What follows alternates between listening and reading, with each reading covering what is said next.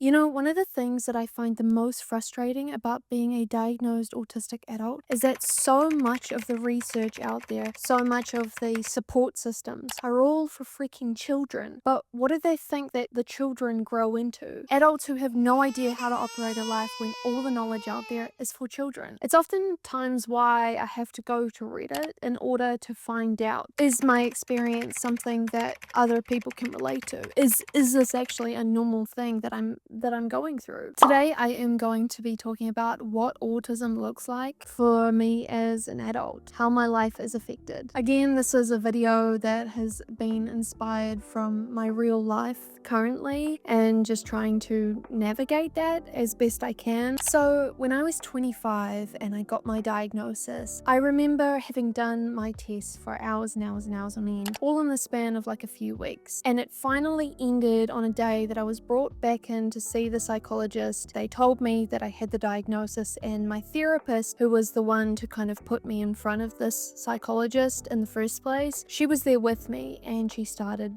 crying. If I could feel things more in the moment, then that would have been a moment that I would have felt a lot in. The reason for me telling you this story is it was such a pivotal point, a character arc in the story of my life. I really found myself, or at least I felt like it was a starting point, and it most definitely was. When people are diagnosed with ADHD, they're able to be given medication. When someone has a broken bone, they're able to go to hospital and get a cast on and get it fixed. With autism, you are kind of given this answer, and it can be huge and overwhelming and really amazing for that person. But it's all you're kind of left with. They told me the day of my diagnosis that this was the first day of the rest of my life, and that I would be going back over my life with a magnifying glass, trying to piece together what my life was, the mystery that my life had been. You're kind of not told how to do that. You're not given this handbook of, okay, so you're autistic, you're probably a really naive person. I am. Here's how to navigate like dangerous people. It's just, there it is. See you later. Good luck with your life. For 3 years now, I have known of this information that my brain works differently to other people. And even though so much of my life has been a mystery and so much of it doesn't make sense, or didn't make sense rather, I feel like right now I'm in a really crazy time in my life, having moved countries and relying on myself, relying on my abilities, my socializing abilities, my work ethic, my ability to cope in order to get by. And so I'm really noticing where my autism impacts my life, where I struggle, and how that differs to other people around me. Number one, it's something that I talk about so much on my channel if you are new here. If you aren't new here, I probably sound like a broken record and I apologize, but employment, specifically interviews, I can absolutely feel my difference when I'm in those environments. I can absolutely feel like the alien. If there is something that I do in my lifetime, it is try and make employment easier for autistic people. I'm not sure how I'm going to do that, but I need to do something. For me, the struggle most definitely comes with the having to think on the spot, feeling perceived, that feeling of someone watching me, checking to see if my answer is correct and see the way in which I deliver it. Is it confident? Do I give eye contact? You know, there is so much that is being analyzed. When all you feel in your lifetime is a feeling of being analyzed, that is on steroids. I will never be able to outspeak a neurotypical, let's say that, which is unfortunately quite a big part of being an adult. You know, you leave school and you get a job. And unfortunately, some of us are struggling with that most basic premise. Apparently it's the most basic thing, but whatever. Self-confidence. Having to navigate a brand new country from New Zealand to Toronto, things are naturally backward to me. Even just driving on the other side of the road is like something that I have not even attempted. Being in this environment, being in this situation where honestly I feel like a child again. I feel like I'm having to watch other people in order to learn how to react. I notice that my natural go-to as I'm learning those things, and if I get it wrong, is to put myself as the blame. I'm in the wrong because I always get things wrong. It's the world that tells me how to behave. It's the world that tells me what's right and wrong, and I need to adhere to that. If I don't, it's on me. I don't trust my own judgment because my own judgment has gotten me into some wrong situations, some situations that didn't favor me. An example of this was when I was learning how to take the streetcar here in Toronto, and immediately I got on the one that I thought I was meant to get on, and then another one came up behind, and I thought, no, that's the one I need to be on. I don't think I got it right the first time. I need to go to that one. Jumped off, realized the first one that I had was the correct one that I need to be on. I managed to figure it out, but my immediate go-to is to distrust myself. The world gets it right, but I don't. I feel really sad about this. It's something that I am like, girl, you moved countries, you know, you're not going to always get it right, but like, man, you've managed that. You've got to trust in your abilities. I really just need to start telling myself more of that, honestly.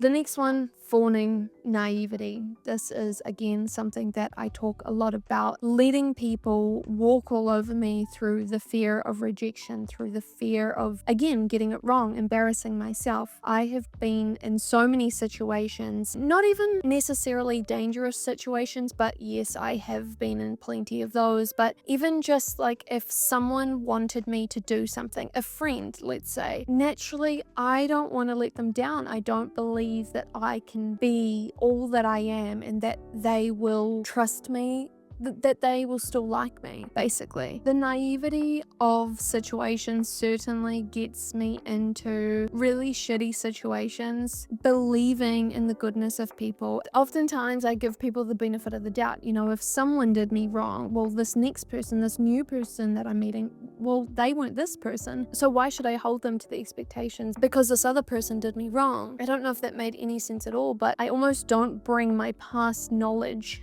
from situations into fresh ones because I don't think it applies. I want to be able to develop a nice mix of like naivety and like seeing the good in people and the world, but also having my own back and being able to stand up for myself if I did trust the wrong person or situation. Finally, the last thing that I struggle with is relationships. This was something that was actually predicted as being a struggle in my life in the diagnosis report, which was honestly not surprising but tough to hear. I've always had a particularly tough time in relationships, and this is with family, this is with friends, this is with partners as well. It's just this feeling of being drained. In my relationships with people, I have often found that if I disagree with them, I find that I'm unable to relate to them and I can kind of switch off. It's why I've never really believed that marriage was something for me, that long-term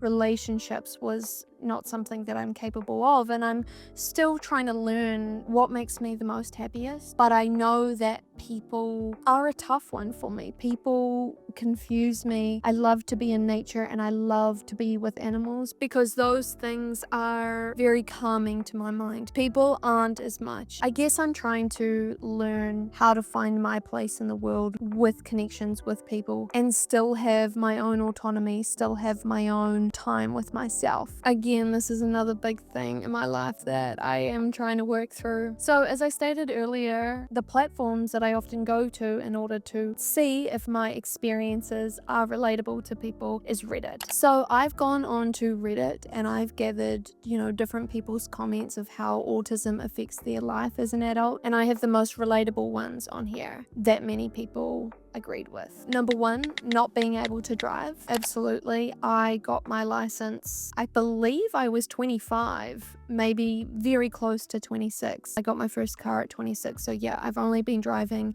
for 2 years. It's something that I was never interested in, but have a lot of love for now. Fatigue. Autistic people, neurodivergent people, they're actually spending so much more energy because of how much is going on in their heads. The mental effort, the mental conversations that just everyday life takes, it can be extremely overwhelming. People inherently not believing that this is a disability because of how high marks masking you are. This, I think, goes into play with employment, telling employers, and wanting to still show that this is a disability, but it doesn't impact your ability to work. People thinking that you're just wanting a label just to be trendy. So many of us were taught we had to mask in order to get on with it because we didn't have the diagnosis, we didn't have the understanding of ourselves, so we didn't have anything to fall back on other than just get on with it. The next one is processing of things taking longer. 100%, I don't think a lot of us understand the situation that we're in the moment. We can have our first kind of initial reactions, which might be pretty non-existent, but then after a few days, your whole opinion can change. So it just takes us a while to kind of weigh up all the factors, particularly in the moment. If it's a conversation that you're having with someone, it's really hard to kind of understand how you feel with the presence of another person. And the last thing that someone said that I just had to include because I thought it was such a beautifully put sentence: I don't know where I start and the condition stops. Holy shit, that is like poetic. For